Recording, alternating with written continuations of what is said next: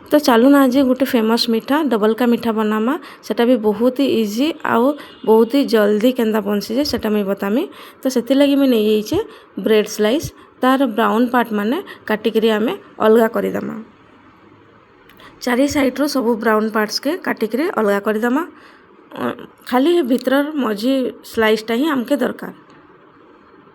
देखुन एटा मैं चारि साइड्रु काटिक अलगा कर दउचे। अलगा कर सारा पर भी एटा के नहीं फिकबे, एटा फैन तले रखीदे कि बाहर भी थुईदे भी ब्रेड क्रम्स बनी जाएसी। तो देखुन एंदा चारियाड़ू में काटी देचे। तारपरे ब्रेड के आमे चारफाल करदमा छोट छोट स्लाइस हिसाब रे। गोटे ब्रेड रे जेंदा 4टा पीस आवा। देखुन एंदा स्लाइस करी काटी देचे। देखुन सब ब्रेड के मैं पूरा एंता पीस भाव में काटी देचे। तापरे मैं गोटे जगह रे चीनी सिरा बनामी से लगी बोलिक आधा कप पानी रे मैं कपे चीनी एटा देचे। तारपरे से ब्रेड स्लाइस मान को आमे छानी देमा। 2 मिनिट रे छानी ये खाली जस्ट उलट पालट कर देले ब्राउन ही जासी। टिके उलट पालट कर देकरी तापरे एटा आमे अलगे देमा। देखुन सांगे सांगे एंदा ब्राउन हो जाइए। सबू ब्रेड्स मान को आमे एंदा छाणिकी रखीदमा।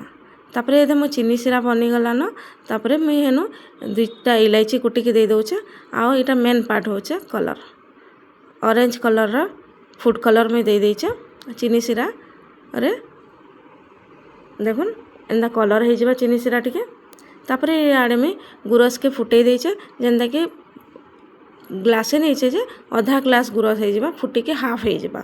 तापरे चीनी सिरा रे मैं इटा टिके से जगह छोट थिला तो कढ़ाई रे मैं अलगे देचे। तापरे ये सबू ब्रेड्स के चीनी सिरा रे फुटे देमा 2 मिनिट तक। देखुन घांटी देमा टिके 2 मिनिट फुटे देमा।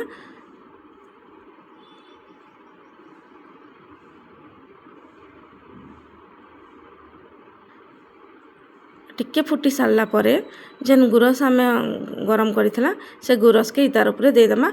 आउ 3 मिनिट इता के फुटवा के देमा। ये बहुत ब्रेड है तो बहुत जल्दी सोक कर देसी। गुरस के चीनी सिरा के बहुत जल्दी सोक कर देकी पूरा सॉफ्ट हो जाएसी।